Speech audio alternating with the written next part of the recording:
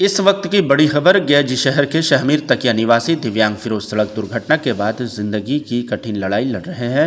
हादसे में उनका पैर बुरी तरह जख्मी हो गया, जिसके बाद डॉक्टरों को उनका पैर काटना पड़ा। पहले से दिव्यांग होने के बावजूद मजदूरी कर परिवार का पालन पोषण करने वाले फिरोज अब पूरी तरह बेड पर रहने को मजबूर हैं। फिरोज की दर्द भरी कहानी जब तब्दील फाउंडेशन के डायरेक्टर एवं समाजसेवी मोहम्मद परवेज मंसूरी तक पहुंची तो वे बिना देर किए पीड़ित परिवार से मिलने पहुंचे।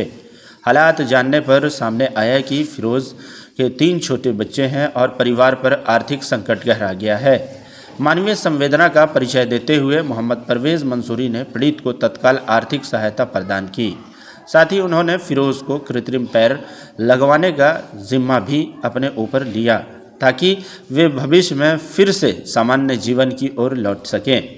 इतना ही नहीं, समाजसेवी परवेज मंसूरी ने फिरोज के तीनों बच्चों की 10वीं कक्षा तक शिक्षा का पूरा खर्च उठाने की घोषणा की है।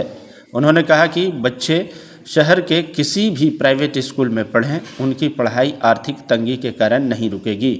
इसी दौरान एक और मानवीय पहल सामने आई। जानकारी मिली कि एक अस्पताल में पैसे के अभाव में एक बच्चे को डिस्चार्ज नहीं किया जा रहा था।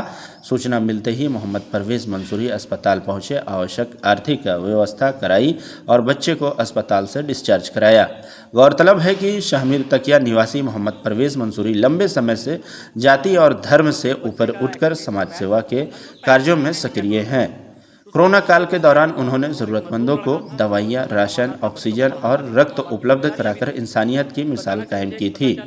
उनकी समाज सेवा और जनहित के कार्यों को देखते हुए वर्ष 2026 में गोवा में उन्हें TIAF अवार्ड से सम्मानित किया जा चुका है। उनकी सेवा भावना को देखकर स्थानीय लोग भारत सरकार से मांग कर रहे हैं कि भविष्य में उन्हें पद्म विभूषण सम्मान से सम्मानित किया जाए। मोहम्मद परवेज मंसूरी कहते हैं, ज़रूरतमंदों की निस्वार्थ मदद करना ही मेरा उद्देश्य है। इंसानियत और सेवा ही सच्चा सुकून मिलता है। मैंने 10वीं तक के बुक से लेकर उसका फीस से लेकर मैंने सारी जिम्मेदारियां मैंने ली है, जो इंशाल्लाह पूरा होगा वो। और उसका पैर जो आर्टिफिशियल जो पैर लगेगा बिल्कुल अच्छी क्वालिटी के लगाने का काम करेंगे। और दूसरा ही एक पता चला कि एक बच्चा और है जो बोधी हॉस्पिटल में वो एडमिट है, जिसको रिलीज नहीं किया जा रहा है कुछ पैसों के वजह से। वो लोग परेशान थे और ये काम करके निकले ही तो खबर आई। तो अभी हम कुछ अपने दोस्तों के साथ जाकर बोधी हॉस्पिटल में मैंने जो पेमेंट था वहाँ, वो पेमेंट की वजह से जो बच्चे को रोक रखा था वो पेमेंट को मैंने पूरा दिया।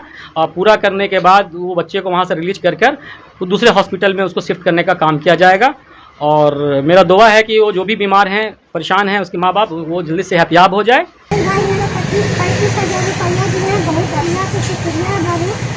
मेरे बच्चे का इलाज हो तो बच्चा खराब हो जाएगा। हम बहुत अल्लाह की शुक्रिया अल्लाह बाबू अल्लाह के तरक्की देंगे कि बाबू किसी का और मदद करें। सब चीज़ तो मदद दे रहे हैं, सहारा भी दे रहे हैं, हिम्मत भी दे रहे हैं। घबराइए ना, इसका लगा के कसम दिए कि ओरिजिनल पैर बना देंगे। 3 गो लड़का ना, 2 गो बेटी है, 1 ठो बेटा है। इसका बड़ी टेंशन है।